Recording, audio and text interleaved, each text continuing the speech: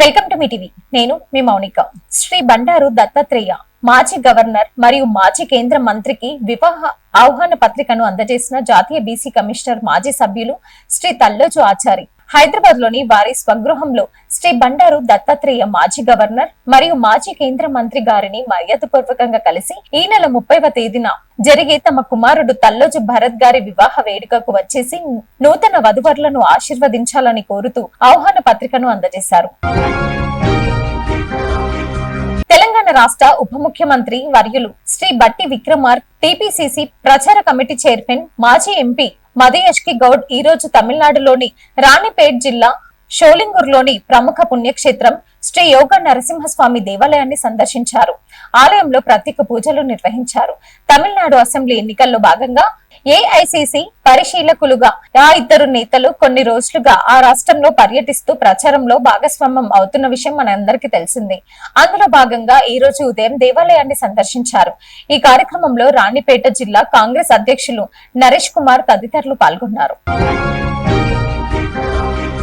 షాద్నగర్ లో ఘనంగా బసవేశ్వర 893వ జయంతి వీరశైవ సమాజం అధ్యక్షులు బొబ్బిలి ప్రవీణ్ ఆధ్వర్యంలో జయంతి కార్యక్రమం నిర్వహించారు.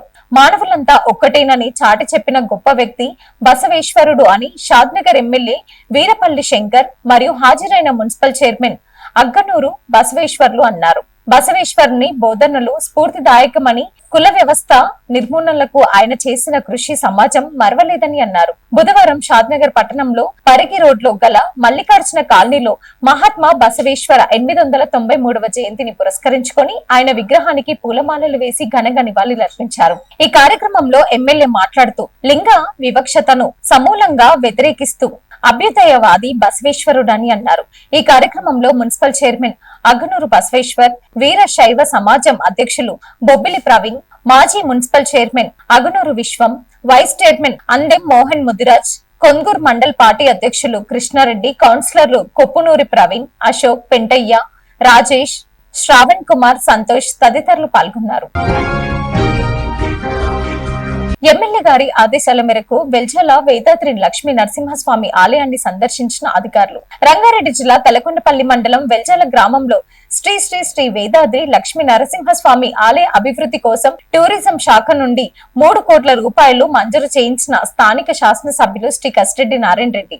ఆయన ఆదేశాల మేరకు దేవాలయ అభివృద్ధి కోసం పరిశీలించడానికి వచ్చిన టూరిజం శాఖ DE Hanumanth Reddy, AE Nitish, architecture Ganesh, ఈ కార్యక్రమంలో ఆలయ ధర్మకర్త శ్రీనివాసమూర్తి, మార్కెట్ కమిటీ డైరెక్టర్ చర్ల వెంకటరెడ్డి, మాజీ single window chairman Anjaiah Goud, మాజీ ఉప సర్పంచ్ నర్సింలు అజీజ్, ఈనాడు రిపోర్టర్ విష్ణువర్ధన్ యాదవ్, మండల కాంగ్రెస్ మైనార్టీ సెల్ అధ్యక్షులు ఆరిఫ్, నాయకులు అశోక్ బాబు, శ్రీనివాస్ గౌడ్, రాజు తదితరులు పాల్గొన్నారు. తెలంగాణ రాష్ట్ర రోడ్డు రవాణా సంస్థ టీజీఎస్ ఆర్టీసీ ఉద్యోగుల ఐకస పిలుపు మేరకు 22 ఏప్రిల్ 2026 అర్ధరాత్రి నుండి రాష్ట్ర వ్యాప్తంగా ఆర్టీసీ బస్సులు నిలిచిపోనున్నాయి. ముఖ్యంగా హైదరాబాద్, రంగారెడ్డి జిల్లాలోని 28 డిపోల పరిధిలో సుమారు 3800 బస్సులు గ్యారేజ్లకే పరిమితం కానున్నాయి. గ్రేటర్ హైదరాబాద్ పరిధిలో సుమారు 35 లక్షల మంది ప్రయాణికులకు ఇబ్బందులు పడే అవకాశం ఉంది. రాష్ట్ర వ్యాప్తంగా చూస్తే 6000కు పైగా బస్సులు నిలిచిపోయి దాదాపు 60 లక్షల మంది పైగా ప్రభావం పడొచ్చు. ఆర్టీసీని ప్రభుత్వంలో పూర్తి స్థాయిలో విలీనం చేయడం, 2026 వేతనం సవరణ అమలు, పెండింగ్ బకాయిలు చెల్లింపు వంటి 32 డిమాండ్లు పరిష్కారం కోసం కార్మికులు పట్టుబడుతున్నారు. రవాణా సంస్థ మంత్రి పొన్నం ప్రభాకర్ విలీనం అంశం పరిశీలనలో ఉందని సమ్మె విరమించాలని కోరారు. అయితే చర్చలు సఫలం కాకపోవడంతో కార్మికులు సమ్మెకు మొగ్గు చూపుతున్నారు. ప్రభుత్వం ప్రైవేట్ డ్రైవర్లను మరియు హోంగార్డులను రంగంలోకి దించి బస్సులను నడిపేందుకు సిద్ధమవుతుంది. Thanks for watching.